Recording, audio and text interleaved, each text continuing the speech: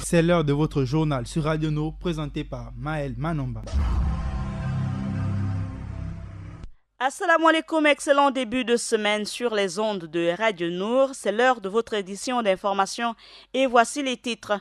La Déclaration universelle des droits de l'homme a 70 ans aujourd'hui et les Nations Unies célèbrent cet anniversaire sur le thème œuvrant pour l'égalité, la justice et la dignité humaine. Dans cette édition d'information, vous aurez l'occasion d'écouter un extrait du discours du ministre de la Justice. Au Gabon, cette journée est placée sous le thème « La prison et le droit au développement ». Visite de la délégation de BGFI Bank au centre Tous Différents et au lycée d'application Nelson Mandela 4. C'est le chiffre de notre rédaction et la page musulmane sera comme chaque jour présentée par Adiza Adamou et Sono.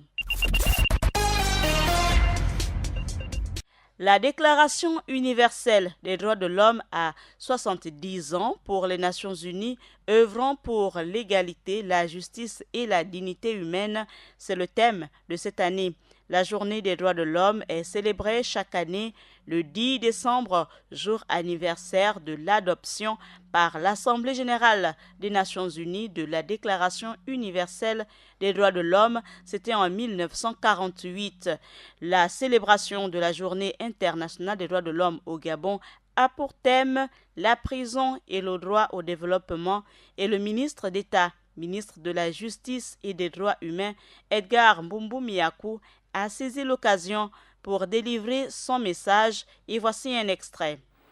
Le gouvernement de la République, sous la très haute impulsion de son Excellence Ali Bongo Ondimba, président de la République, chef de l'État, s'est engagé depuis 2009 dans un programme de restructuration des établissements pénitentiaires aux normes humanitaires internationales garantissant aux détenus la formation, l'éducation, la santé et par la suite leur réinsertion post-carcérale.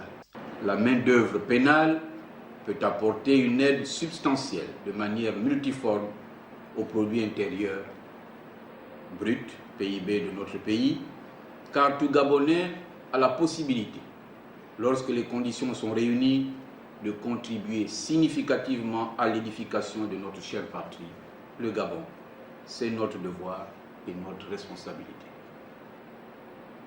C'est l'occasion ici de relever avec satisfaction l'existence des activités au sein de certaines prisons de notre pays qui ouvrent déjà dans les domaines de l'agriculture, l'élevage et la production des matériaux de construction une ère nouvelle. À l'instant, c'était un extrait du discours du ministre d'État, ministre de la Justice et des droits humains, Edgar Mbumbu Miakou, à l'occasion de la célébration de la Journée internationale des droits de l'homme au Gabon, placée sous le thème « La prison et le droit au développement ». Cette année, la Journée des droits de l'homme marque la célébration du 70e anniversaire de la Déclaration universelle des droits de l'homme, un document fondateur qui a proclamé les droits inaliénables de chaque individu en tant qu'être humain, sans distinction aucune, notamment de race, de couleur, de sexe, de langue, de religion, d'opinion politique ou de toute autre opinion d'origine nationale ou sociale, de fortune, de naissance ou de toute autre situation. Il s'agit du document le plus traduit dans le monde, disponible en plus de 500 langues.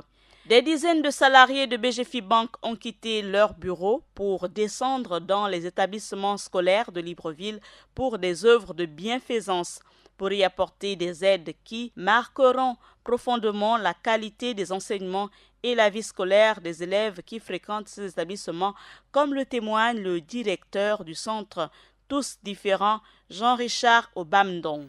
Recevoir autant de dons, tout ce matériel que nous avons reçu et autant de monde venu nous soutenir dans l'accompagnement des enfants trisomiques, autistes et déficients intellectuels, pour nous, c'est un baume au cœur.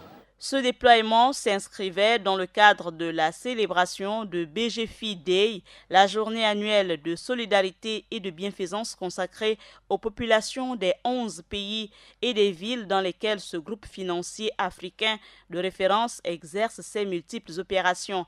BGFI Day, impulsé par la fondation BGFI Bank, est célébré chaque année au mois de décembre. Il s'agissait d'une remise symbolique du matériel didactique au centre d'accueil, tous différents.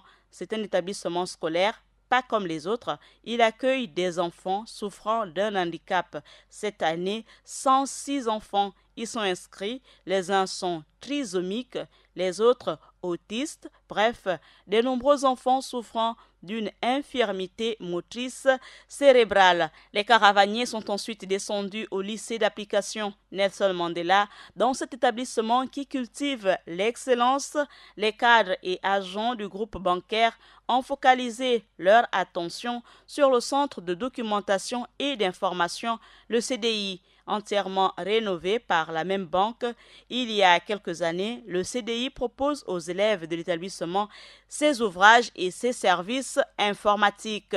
Le CDI du lycée Nelson Mandela, doté d'une vingtaine d'ordinateurs flambant neufs, ne dispose cependant pas d'une connexion Internet.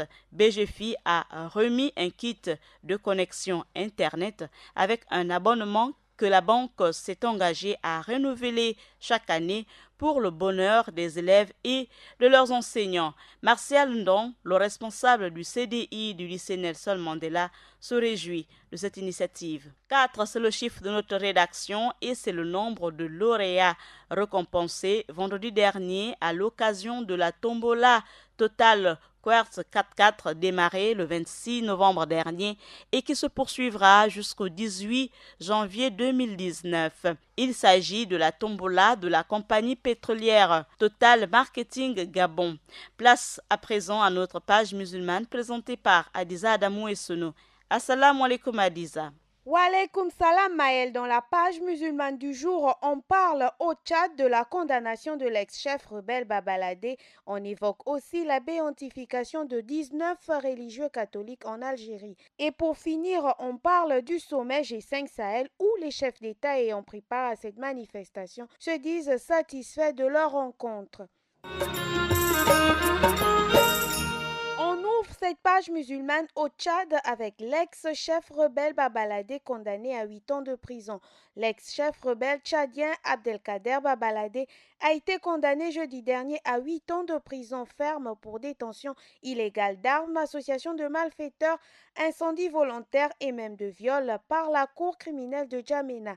Rappelons aussi que Babaladé avait déjà été arrêté en décembre 2014 par les casques bleus de la MINUSCA en Centrafrique et extradé vers le Tchad en janvier 2015. L'actualité dans le monde musulman, c'est en Algérie où s'est déroulée la béatification de 19 religieux dans une église à Oran. La ville d'Oran en Algérie a accueilli une première dans un pays musulman samedi dernier dans la chapelle Notre-Dame de Santa Cruz.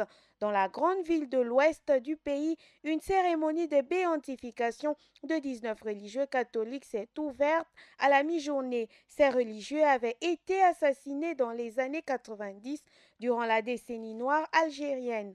Parmi eux figuraient les 7 moines du monastère de Tibérini ainsi qu'un évêque d'Oran. Pour Mohamed Aïssa, présent à cette béatification dans l'église de Santa Cruz, cette cérémonie se veut de rappeler l'engagement de ces religieux à rester en Algérie avec les Algériens malgré les menaces de l'époque. Et on ferme cette page musulmane avec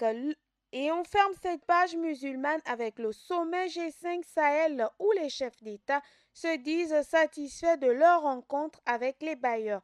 Le sommet extraordinaire du G5 Sahel et ses partenaires et bailleurs de fonds qui a pris fin jeudi dernier en début de soirée à Nouakchott a été un succès selon les chefs d'État. Ces derniers ont vu leurs partenaires s'engager à mobiliser les 2 milliards d'euros pour financer la première phase du programme d'investissement prioritaire de l'organisation pour les 3 prochaines années. Et parmi ces projets, 9 sont déjà retenus pour la construction et le bitumage d'axes routiers dans 3 zones transfrontalières, notamment la zone Mali-Burkina Faso et la zone Niger-Tchad. Pour le président mauritanien Mohamed Ould Abdelaziz, la réalisation de ces projets sera déterminante en matière de sécurité et de lutte contre la pauvreté. Voilà Maël, c'est tout pour la page musulmane du jour.